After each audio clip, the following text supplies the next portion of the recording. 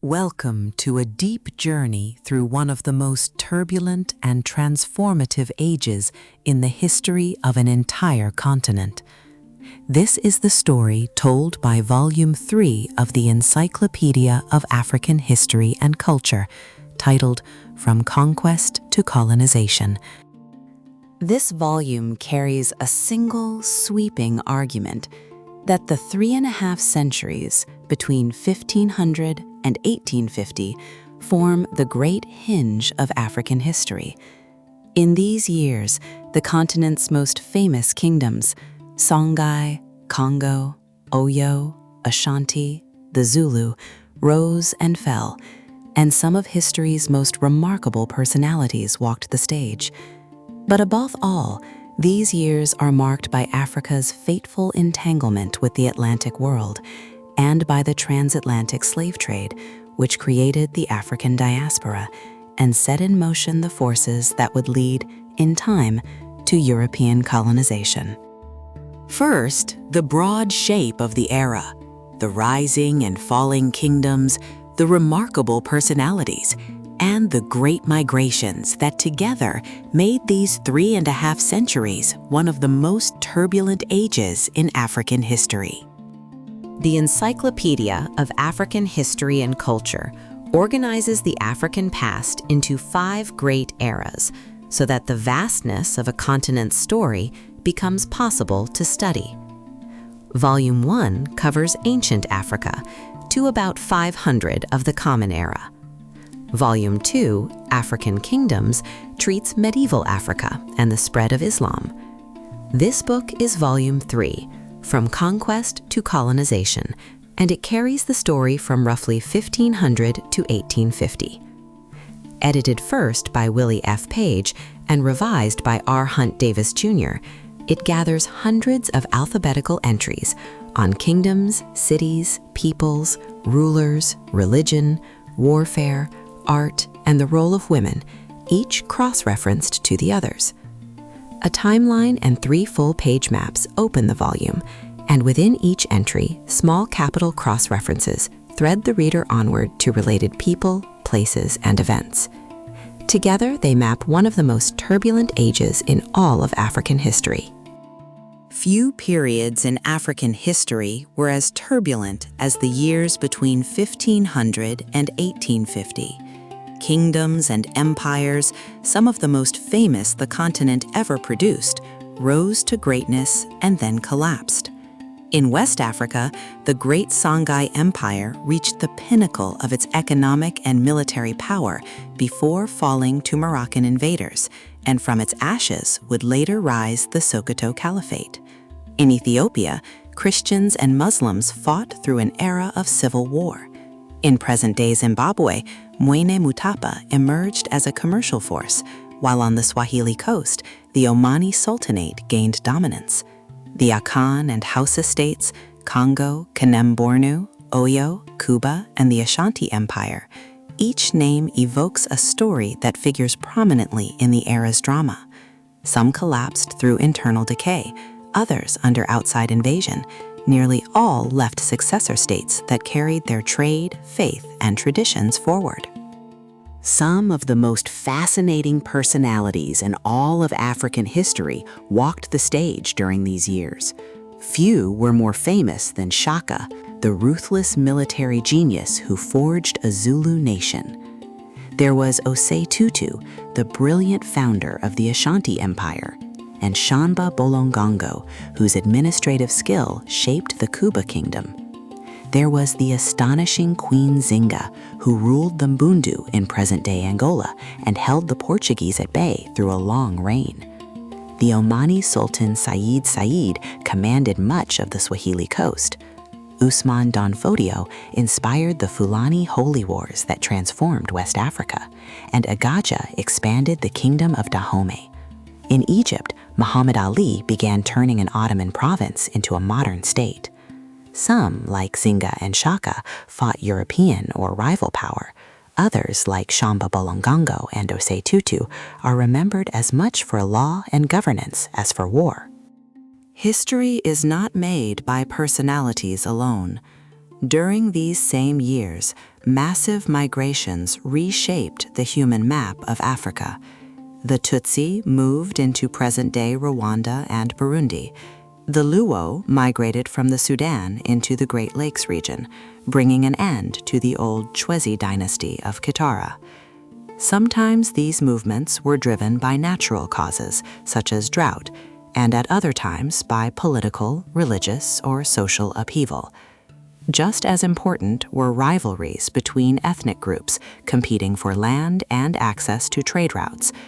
Conflicts between Hutu and Tutsi, between Mijikenda and Somali, and the displacement of peoples like the Tunjur of Darfur marked the period, ranging from simple competition to complex alliance, from trading rivalry to open bloodshed. Out of these movements and conflicts, new peoples and identities were slowly forged, and the ethnographic map of 19th century Africa took shape in the churning. We begin in the west, on the savanna and in the forests below it, where Songhai, the Hausa states, Oyo, Dahomey, the Ashanti, and Congo rose on gold, cavalry, and faith. At the dawn of the 16th century, Songhai was the largest and most powerful empire West Africa had ever seen.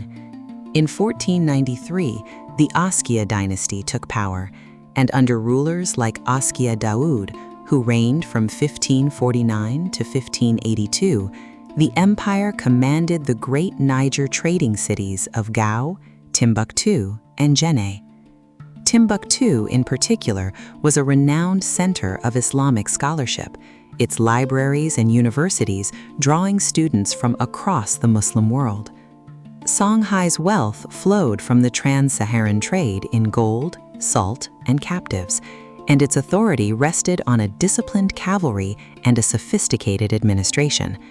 For nearly a century, it seemed unshakable, the heir to the earlier glories of Ghana and Mali, and the political heart of the Western Sudan. Its scholars at Timbuktu's Sankore Mosque produced manuscripts on law, astronomy, and history that survive to this day. Songhai's fall came suddenly and from the north. The Moroccan Sultan Abd al-Mansur, ruler of the Saadian dynasty from Marrakesh, coveted control of the gold trade.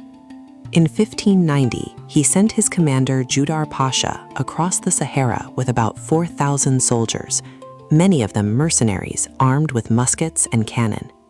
In 1591, at the Battle of Tondibi outside Gao, this small but firearm-equipped force decisively routed the far larger Songhai cavalry of Askia Ishak II.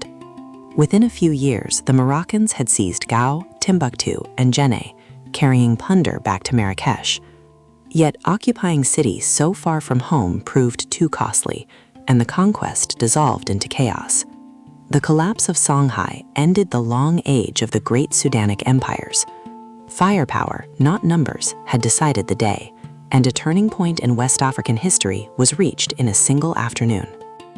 As Songhai declined, other states filled the savanna.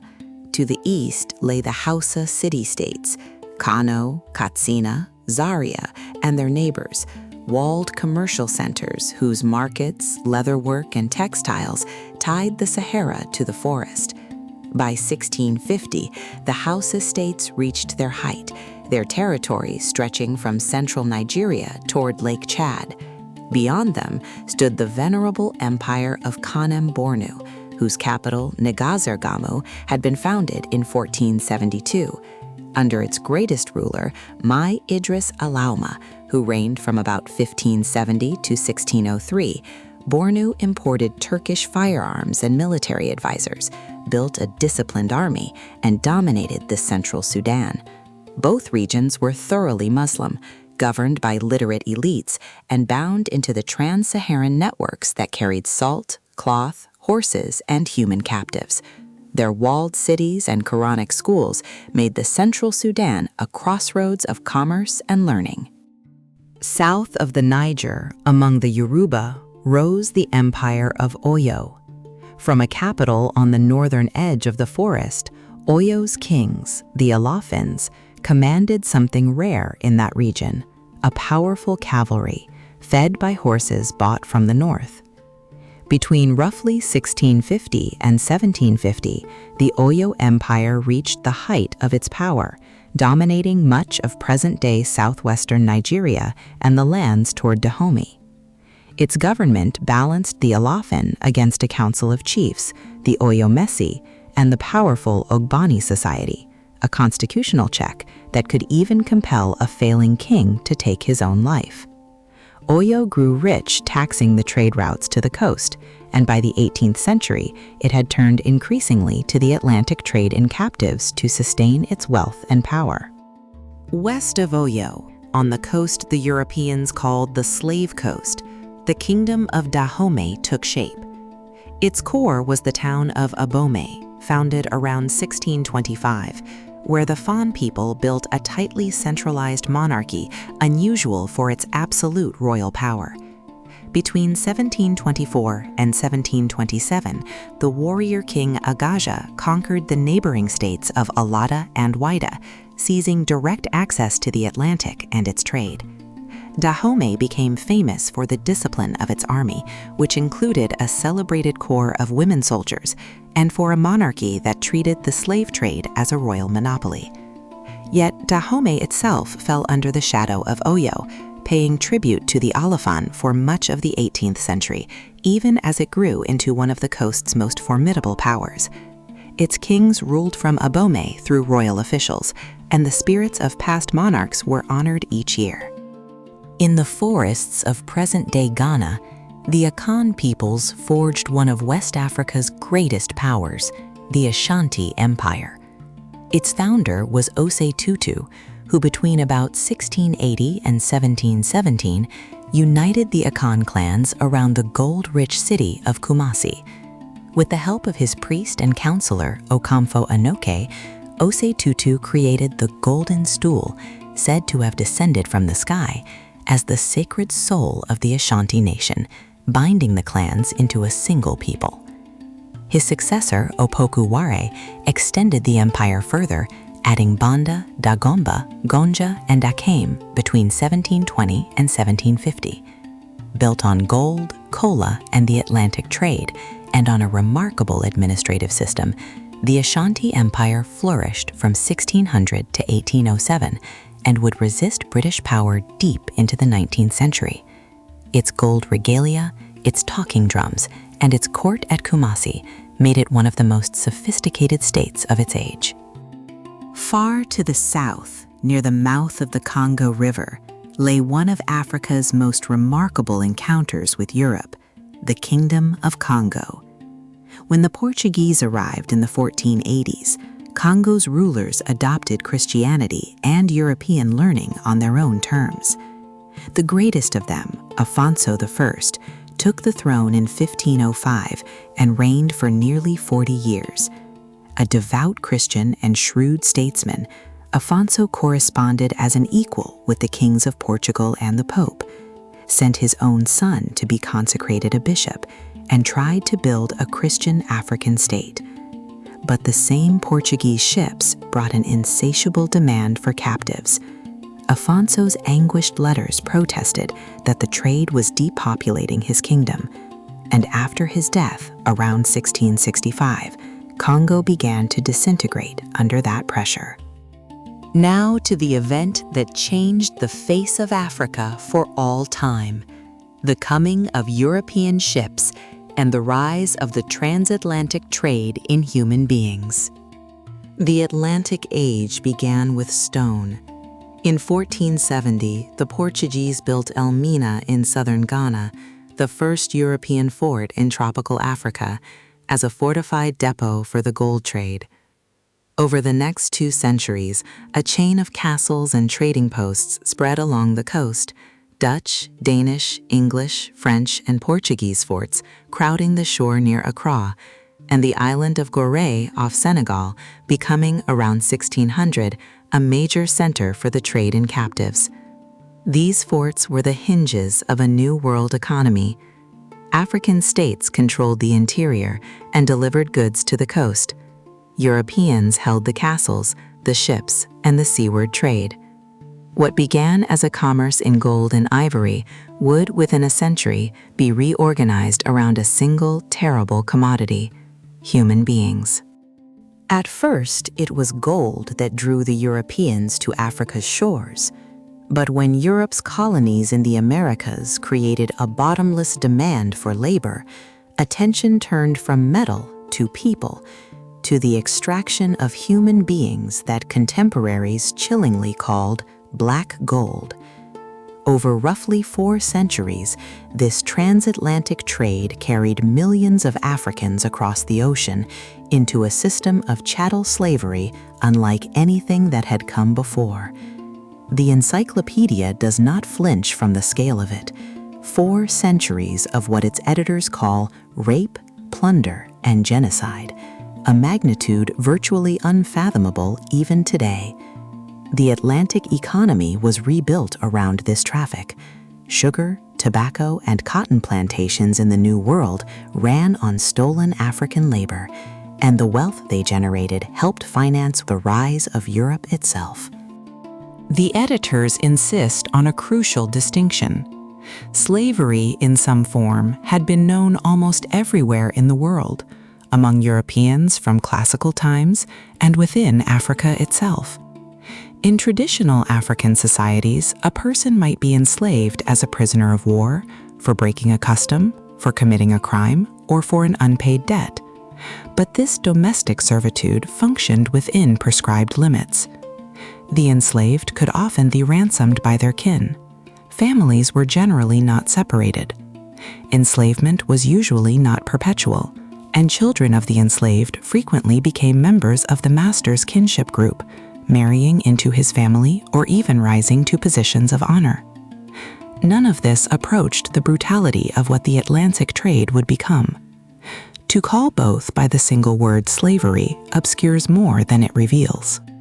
Why, many ask, would Africans sell other Africans? The editors argue this is not quite the right question. Before the era of slavery and colonial conquest, the people of the continent had little sense of a shared African identity. That consciousness emerged later out of the very experience of the diaspora. The proper question is why some people in Africa sold others. Sometimes the answer was simple greed: chiefs and warlords who raided weaker neighbors for profit or settled scores with old enemies. But the most common situation was a terrible dilemma. In a continent flooded with European firearms, a people could either take part in the trade or be subjected to it, either raid or be raided. To refuse, all too often, was to become the next cargo. This is why the Encyclopedia chooses its words with care, speaking not simply of slaves, but of captives and hostages. The vast majority of the millions carried abroad had not been born into bondage. They were citizens of some village or small state, seized in a well-planned system of abduction, in which men, women, and children were kidnapped or killed, then swiftly marched far from home so their families could never ransom them. And they did not accept their fate. Both individual escapes and large-scale rebellions were not merely common, but frequent. North American slaveholders so feared this defiance that they preferred to buy Africans already seasoned or broken in the Caribbean by branding irons, floggings, and other cruelties before setting them to work for a lifetime on the plantations of the Americas.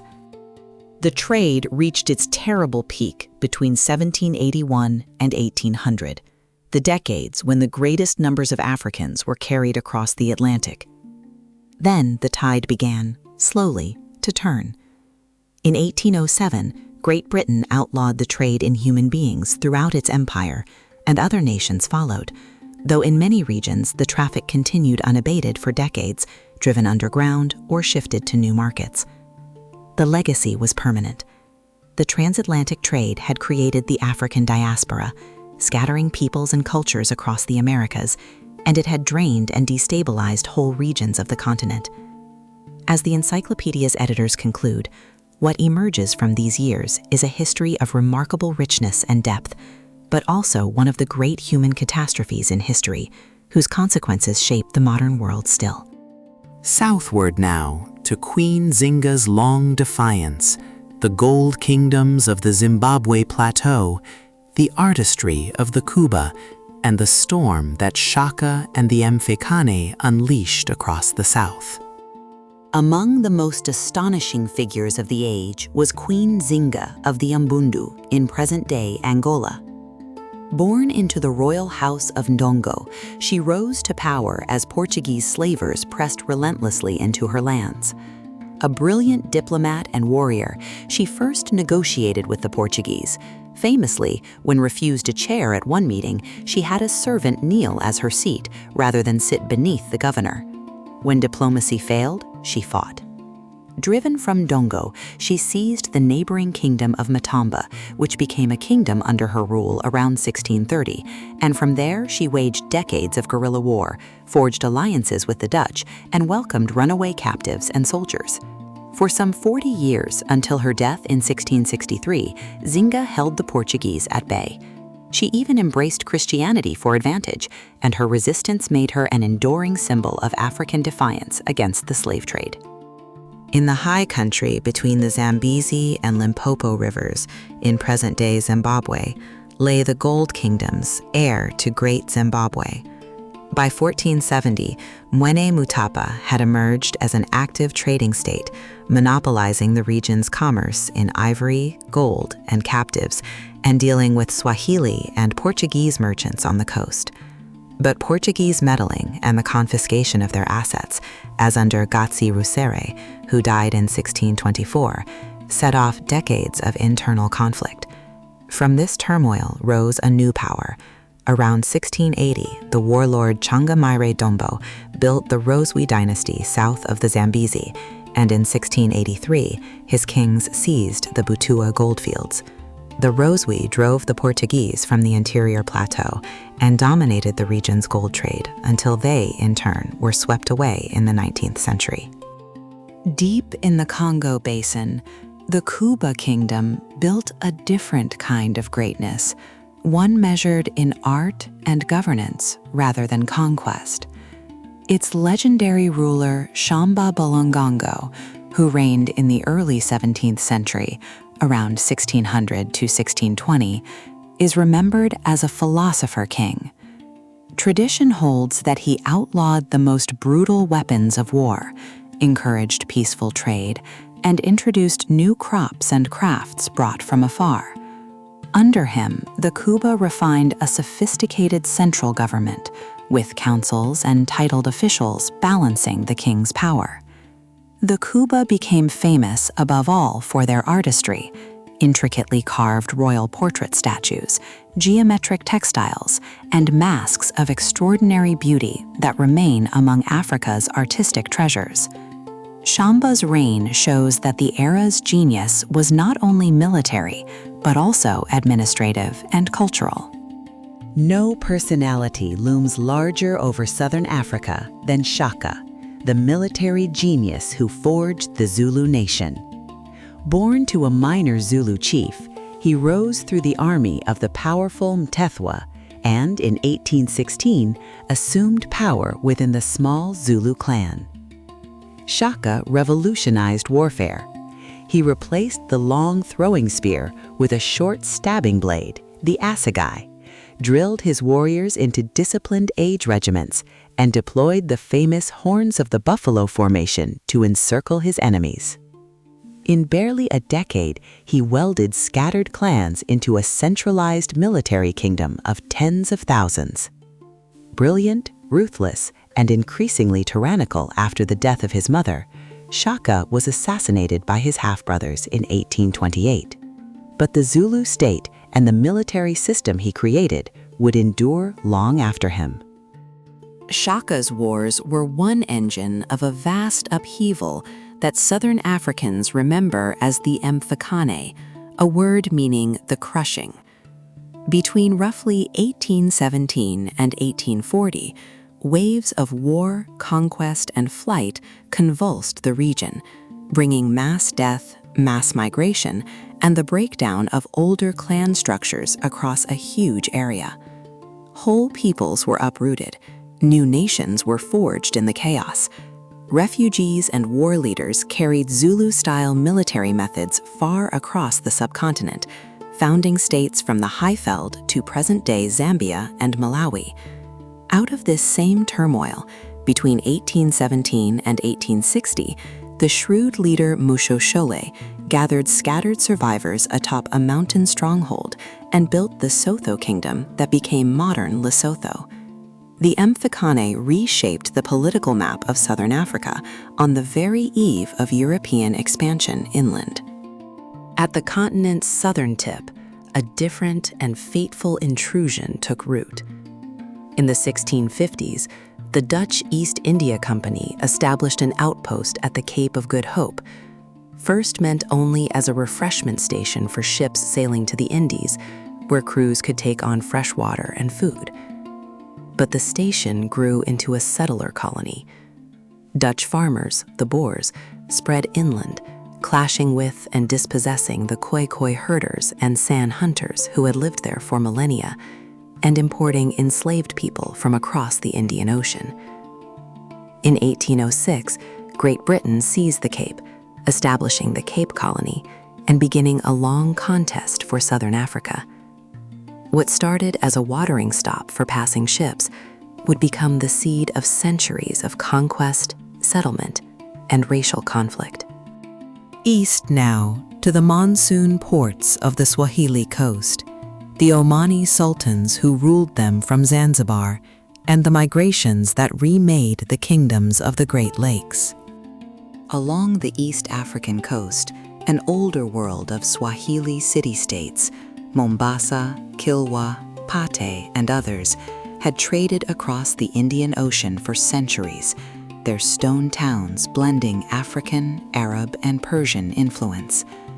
The Portuguese had seized these ports in the 16th century, but they did not hold them. From across the sea, the rulers of Oman gradually drove the Portuguese out and made the coast their own. The greatest of them was Said, who, from 1804 to 1856, led the Omani Sultanate to the peak of its wealth and power along the Indian Ocean shore. So central did East Africa become to his empire that Said eventually moved his capital from Arabia to the island of Zanzibar, an Arab sultan ruling from African soil. Under Said, Zanzibar became the commercial heart of East Africa.